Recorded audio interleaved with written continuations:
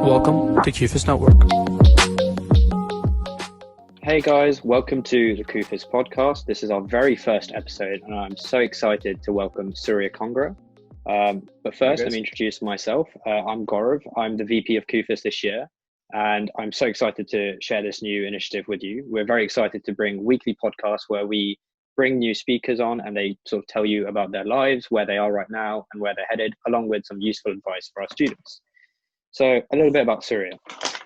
Surya was our very own head of IBD in 2018 to 2019 at CUFIS. And throughout his time at Cambridge, while he was studying economics, he's done a variety of positions at quite a few different institutions. So correct me if I'm wrong anywhere along the way, Surya, but you did a summer internship at Lloyd's in first year. Then you followed this up with a summer internship at Perella Weinberg in second year, and then at Morgan Stanley in your third year. And now you're a full-time analyst at Morgan Stanley. Is that correct? Yep, that's it. Brilliant. First of all, I just wanted to ask Surya, how has your life changed since COVID? Are you working from home? Yeah, so thankfully health-wise, all good on that. But yeah, I think it was end of March where they made it compulsory to work from home. And I mean, in terms of changes, I moved back home to Reading. Previously, I was living in London, near the offices. And yeah, I think it's just, work-wise, it's actually fairly smooth in terms of communication and everything. The main challenge would be being someone who just started in January.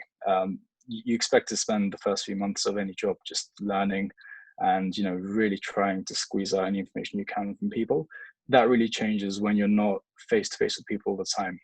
You have to message people individually instead of just going up to their desk and listening in on the conversations that go on around the trading floor. So in terms of your sort of experiences over those sort of last 3 or 4 years, would you mind sort of talking a little bit through how you sort of went through that, what you were thinking and where you are now? Sure. So to be honest, we could rewind back to year 13. So in year 13, they host these things called Insight Days at various banks. Me and a friend did a bunch of them, and the ones I did was Credit Suisse and Morgan Stanley. And I think what these do is more so than explaining to you what the jobs are, it's just a kind of a good chance to meet other people who are interested in going into finance. I'm still in contact with a lot of people I met at those events. And it's a good stepping stone to anyone in sixth form who's thinking about what they could do to kind of improve their applications. You could argue it's early to be thinking about it in year 13, but these application processes are only getting more competitive. First years come in and everyone knows about spring weeks, so there's no harm in being early to the game, basically. And so I didn't really have an idea about what division I was interested in back in year 13. And you come into first year, you apply to spring weeks. Looking back, my spring week applications were absolutely terrible. There's structures to follow, and the main thing is just to be as early as you can with spring week applications. And if you have some kind of experience, just really emphasize why that particular experience has made you want to apply to the spring week for you to learn more.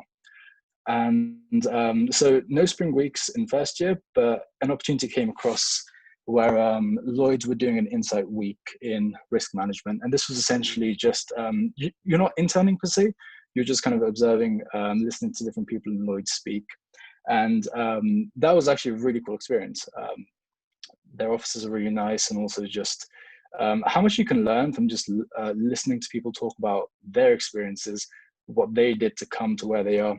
It teaches you a lot of stuff about the type of personalities that can do well in specific careers, specific parts of the bank. So that was first year. So second year started, and obviously this is when you apply for internships. And my initial hope was actually to do an asset management internship. I just thought, asset management was pretty cool, following the market, and it's something that really tests whether your choices are right or wrong. Because if you're right, you're going to make money. If you're wrong, you lose money. So I thought, asset management sounds cool. Let me apply to a bunch of these stuff. And so I applied to almost every single asset manager that I could see had an internship open. And this was around the September, August time. And what happened was I saw there were all these little boutiques in London that do IB, like Lazard, Perella Weinberg, Evercore. And I thought, beggars can't be choosers at that time. Yeah. So I didn't want to let any applications kind of not be applied to. So for those, I applied to them as well. Pretty much all the boutiques that had internships. And I had a friend who was working at Prella, and just messaging him at the time, asking him. I was actually going to apply to the asset management arm of Prella, but he advised me to apply to the IB arm. So fair enough. And they were quite early in their recruiting. I think it was very early October that they started interviewing, which compared to other banks at the time was much earlier. So that application process went smoothly. The interviews all went smoothly, and they gave an offer. And despite me wanting to do asset management, none of the asset managers had responded with any kind of interest in interviews or anything. And I heard that most of them start their interviewing in November, December. Wow.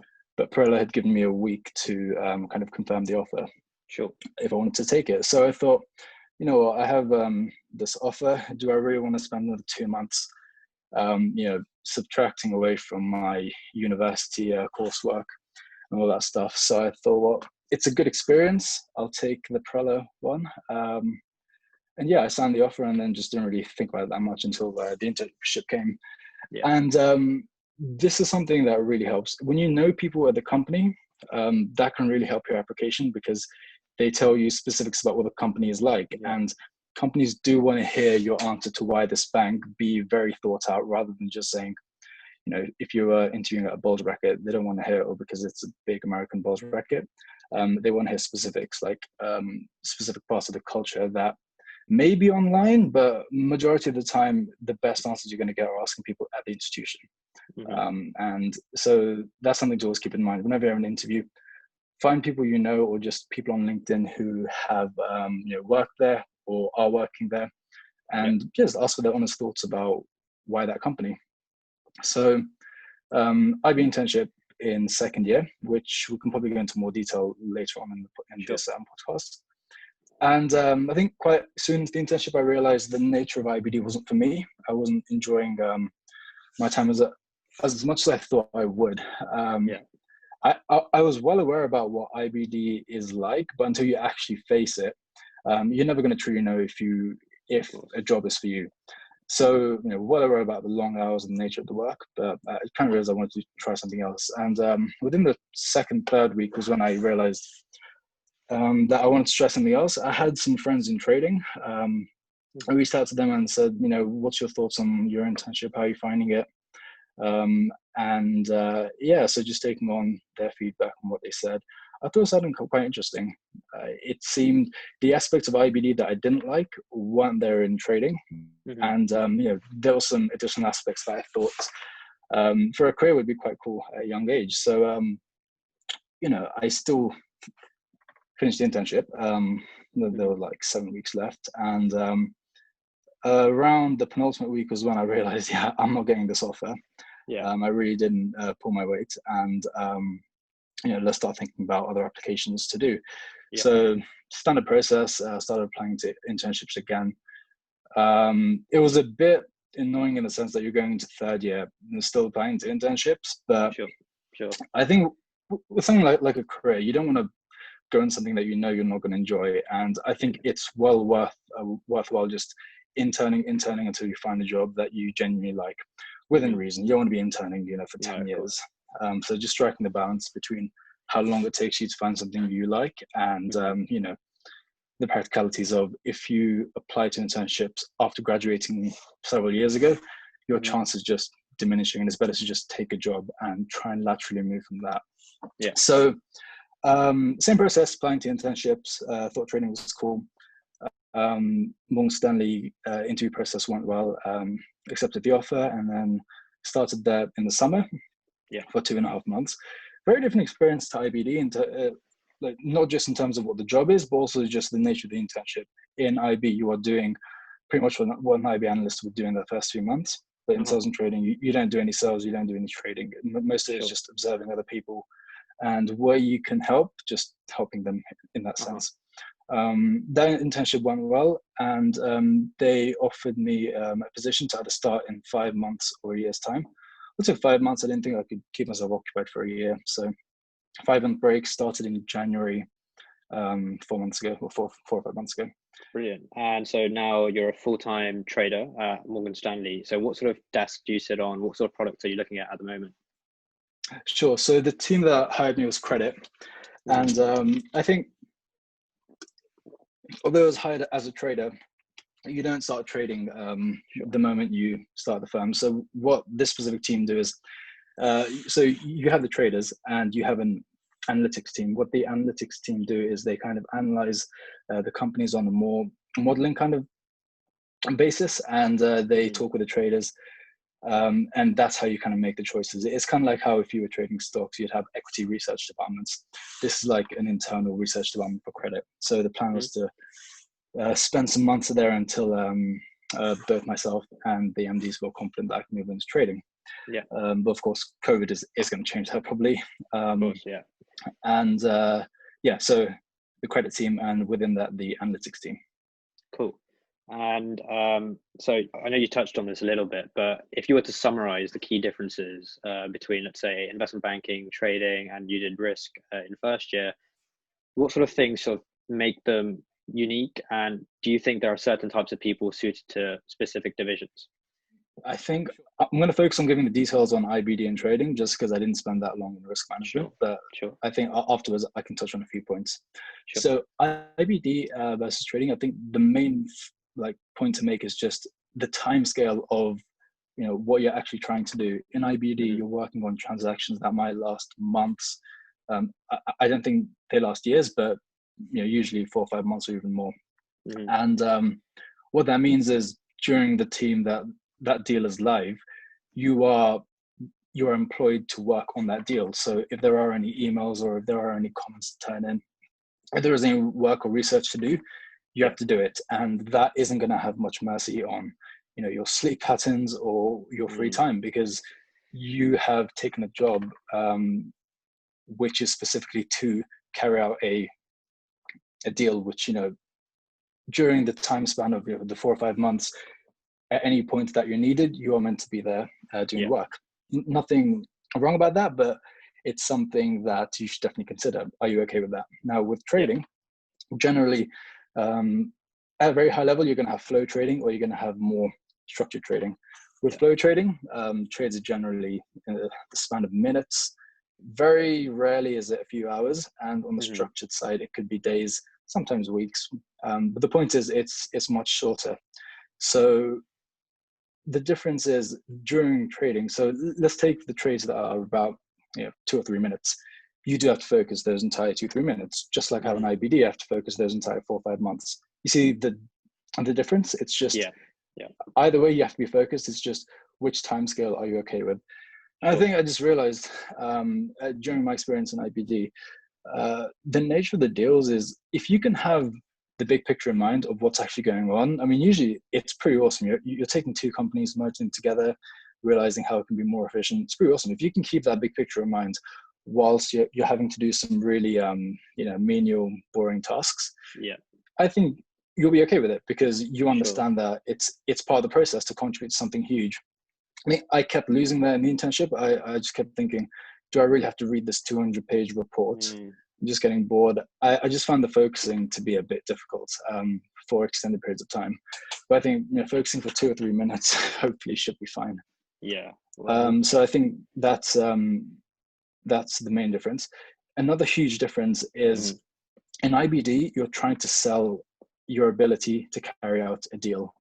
Whether that deal works for the company in the future or not, it's not your biggest concern. I think something I didn't like about that is your thought process doesn't really have to be genuine in that sense. It has to be more sales orientated in the fact that you're trying to sell to the company that, yes, this deal is good, even if it might not be. And that's not to say that, I think banks actively go out and try to do deals that are bad just so they can get some fees. But in trading, what I liked is you are going to be tested on that every single day. So if you make a choice, you're going to be tested on that, and that choice is either right or wrong, and you're going to make money or lose money. And you have a very objective measure as to how you're doing, because if you make money, then good, you're doing good, as that job would say. But in IBD, if a specific analyst doesn't do that well, the deal still goes through. You know, it's hard to say how much value you actually put in. Now, of course, if you're working in the really good places, you are putting in a lot of value because companies will want that in you. But it's just something I think on a personal level, I did want to know that exactly how much am I contributing to the team, and also just knowing that my thought process is going to be challenged and I might be wrong. I'm okay with that, but hopefully you're right more times than you're wrong, which comes with experience. The other thing, this is something that I just realized a few weeks ago. Morgan Stanley give mentors to everyone, and I was on the phone with my mentor a few weeks ago, and what he was saying was trading is like one of the few jobs where you are doing what the MD is doing. So how trading floors are aligned is there are offices, but MDs who trade sit on the trading floor with you. They can sit next to you. You know, it's a flat hierarchy in that sense. But my point is, what you and your MD are doing is pretty much the same thing. The only difference is the MD might be allowed to trade with larger risk limits. You know, they are more involved in the management of the company. But aside from that, the actual things you're doing every single day is pretty much the same. And I thought that was really cool because, you know, if you say that, I'm a trader at an investment bank, you really are, because you're doing what every single person in the hierarchy is doing. And in IBD, it's a bit different. If you're an IB analyst, then you are an IB analyst. You're not an IB, you know, MD or partner. The two jobs are completely different. So the skill sets required are different. And I think also just, you know, your work life is going to be really different. It's going to be governed on the hierarchy. And I do think there's a hierarchy. As much as banks might sometimes say we have a flat hierarchy, just the nature of IB does not allow for a truly flat hierarchy, because you know, MDs strike the deals, then the work gets passed down, the VP then allocates the work amongst the analysts and associates. So, you know, it is impossible to have a flat hierarchy in that sense. But I think the context it's usually spoken in is there's no kind of arrogance. So if you want to go and talk to your MD, then you can go and do that. It's a flat hierarchy in that sense. Thanks for that, Surya. That's actually quite insightful, and sort of a question from myself, but also from the community. You know, trading is often seen as sort of like a risky game. People, you know, you're playing with a lot of money. You sometimes make a lot of money. You could also lose a lot of money. Like, would you consider yourself as like someone who's like enjoys risk, like enjoys that part of life, or do you think this is just sort of like a myth and a bit of a stereotype for trading? There's this famous example of I think it's called the Turtles of Trading. It's where these two traders, very famous traders, they were kind of having a conversation as to whether trading can be taught, whether you can teach someone to be risk averse, whether you can teach someone to you know, evaluate companies in a way that will make money.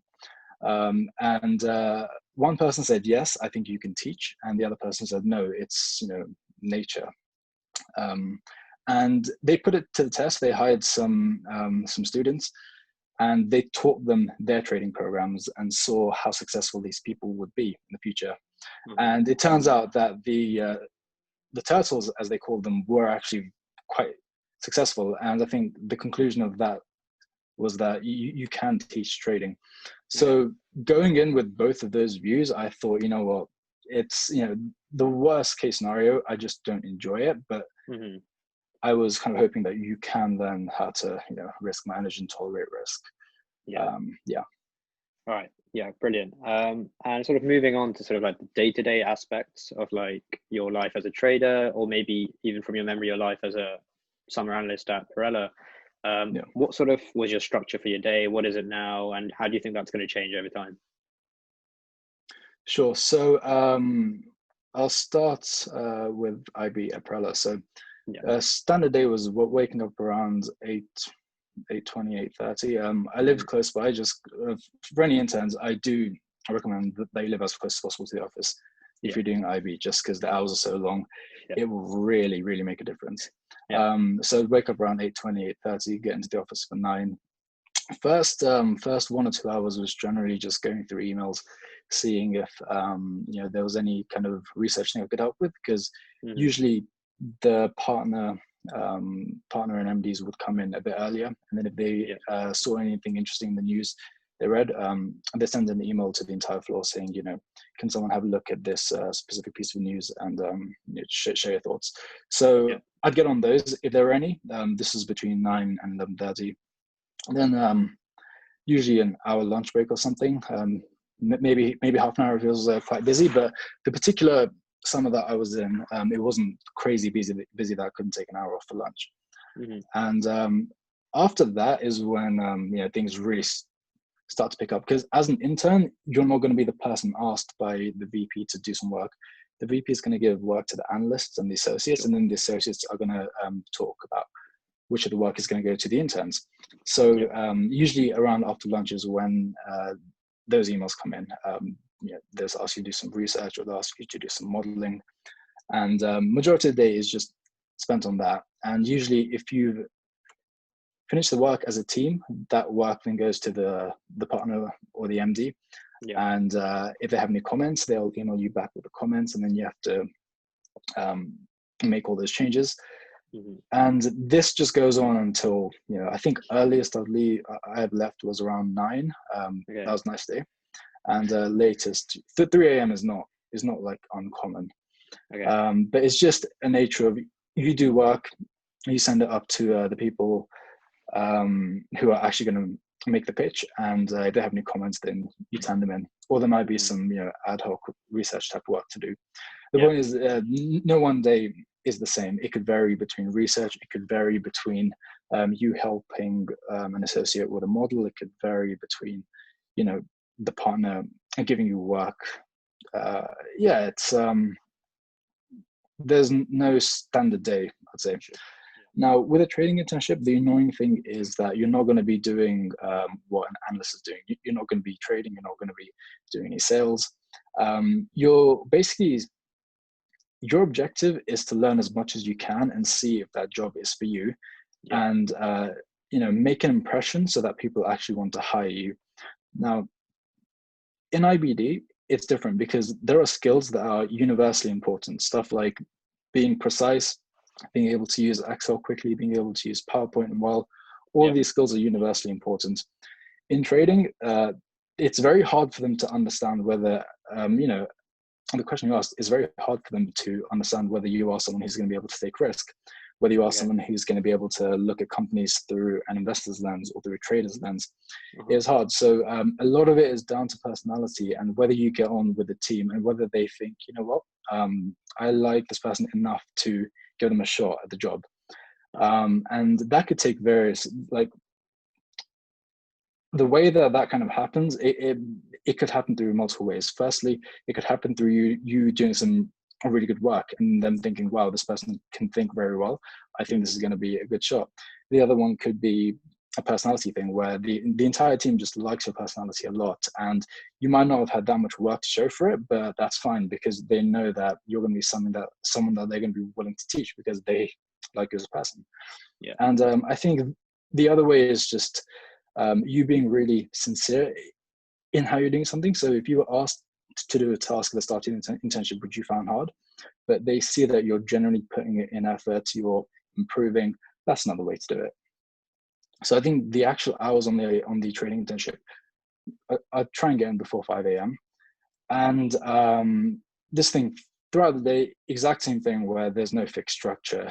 You can go and talk to whoever you want. Hopefully they aren't too busy and they're willing to teach you. And you just ask for work if you want to. You can get on with the work, but the thing is, people generally leave around 6. So you want to spend most of the day networking and talking to people. I remember on the first week we had loads of speeches from individuals who were senior, and the one thing that every single one of them said was talk to every single person on the trading floor. And I kept thinking, there's no way that that's going to be feasible. Like, there's so many people, but you really realize the value in that when you start as an analyst, because you just know people. If you run into them in the kitchen, it's not a case of, okay, who is this person? Should I say hi now? You've already spoken to them. Hopefully you've also done some work for them. So they know you on just more than a name basis, which is really good. And so the idea is you spend most of the actual daytime until everyone leaves talking to people and networking, to use that word. And in the evening is when you start doing all the work that you've piled on for that day. And sometimes the hours would get fairly extreme, but it is kind of in your control, like how much work you actually want to take on. And I think every single weekend, weekend was something I should have spoken about. So IB internship, almost every single weekend I had to come in. There was always something to do, whether if it's for the desk and the projects that you had, the M&A pitch and the LBO modeling case study. Trading internship, exact same. I think every single weekend I did go in. There was always a lot to do because you talk to a lot of desks, a lot of work you take on. It was tiring, but for me the main thing was I was actually enjoying the type of work at MS, because just like how the work was. A lot of the stuff I was doing was Excel based work, where they had a lot of data and scrubbing that data, trying to see what it was saying. That was really fun. And I think that was what kind of made the weekends a bit bearable. It wasn't just, reading long pieces of research and then not really doing anything with it. It was very hands-on, coming up with ideas, engaging your thought processes, which made that quite cool. And for me, that was a huge sign that, maybe this is going to be a career to start off with. Right. Yeah. So, I suppose that makes sense. And I think that sort of nicely leads on to sort of providing advice to students at all levels. To say, for first years, I think a lot of their spring weeks got cancelled or postponed. So as a result, they probably have even less experience than they probably could have done when coming into applying for summers. What sort of advice would you give them, and what can they do right now, especially with COVID, but even in general? What would you advise them right now? Sure. So firstly, if we talk about the people whose spring weeks are affected. So my understanding is that all these spring weeks went virtual, which of course isn't great, because the highest value of the spring week is being able to meet people in the industry in your first year, which really helps with applications going forward, or even converting that to a summer internship. Now, if you're in a case where that's cancelled, I think the best thing you can do is just try and find some type of experience over the summer. This could literally be anything. Hopefully it's in finance, but the point is you're showing that you're willing to engage in any type of job and seeing if that's for you, because the entire point of an internship is to see if that job is for you and whether you are the right fit for the firm. Now, if you do, so in my example, I spent that week at Lloyd's doing risk management, and that actually really helped in interviews for IBD, because it was possible to kind of say, look, I did risk management in FX. We looked at various companies.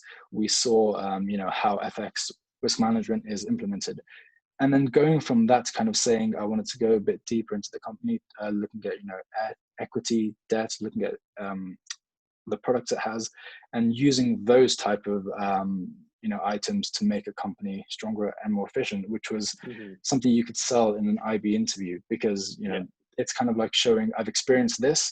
However, I enjoyed it, but I think in order for me to really enjoy my career, I want to do something more along this lines, which could be a tiny change on the thing you experienced in the summer. So just getting any type of experience is always going to be helpful.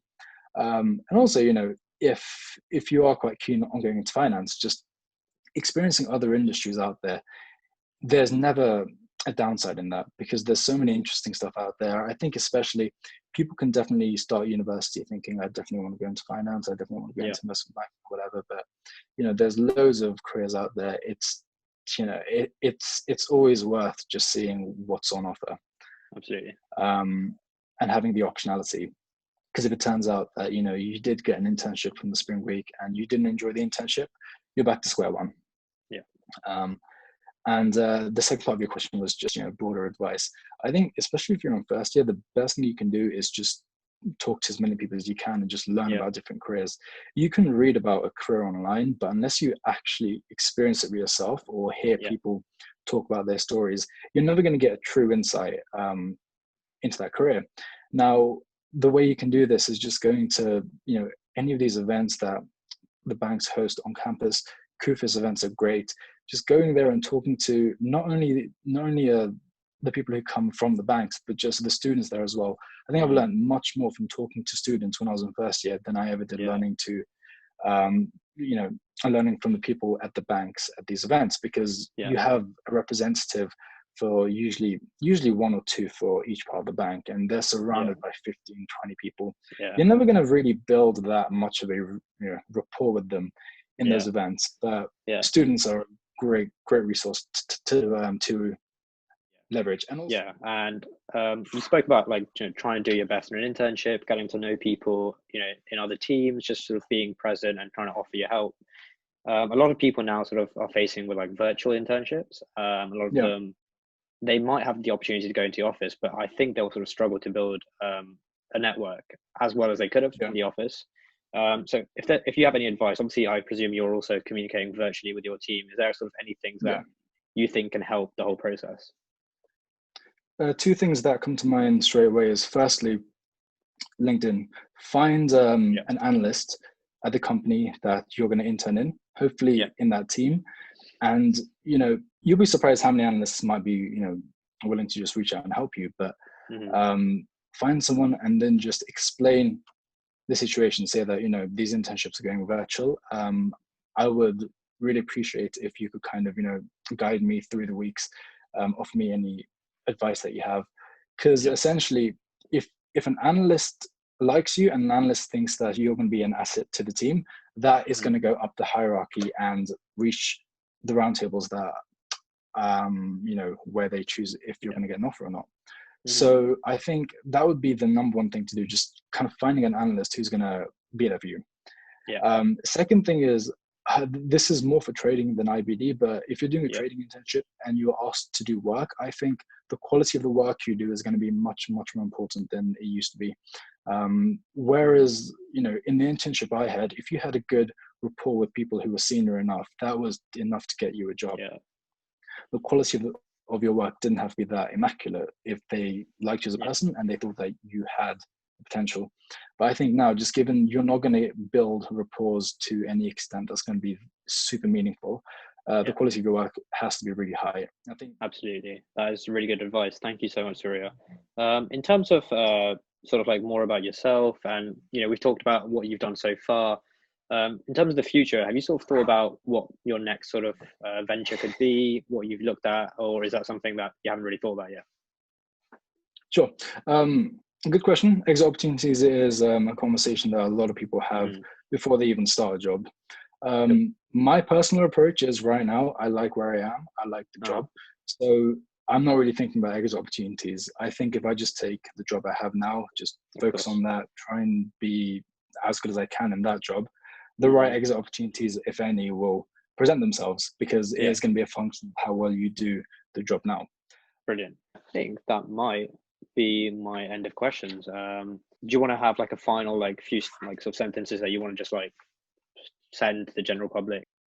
Yeah, sure. In terms of what I would say, it would just be something along the lines of, now it's more important than ever to be really proactive in your efforts to network with people, proactive in researching other careers, because there's these talks about universities going virtual, and that is really going to change the game in terms of how you are going to meet people from from banks or any type of employer. So be very, very initiative in the conversations, talk to people, reach out, and I think just be very open-minded as well. Like it's fine to have something that you're really interested in, but just I think it's important to just acknowledge how much opportunity there is out there, how many different types of careers. Great. So Surya, thank you so much for your time. This has definitely been beneficial, and I'm really excited to share this with everyone. Hopefully in a few months we can sort of re-catch up. We can see how things are with you. Hopefully you'll be working in the office, hoping everything goes well. But thank you again for your time. We'll get this out as soon as possible. And thanks.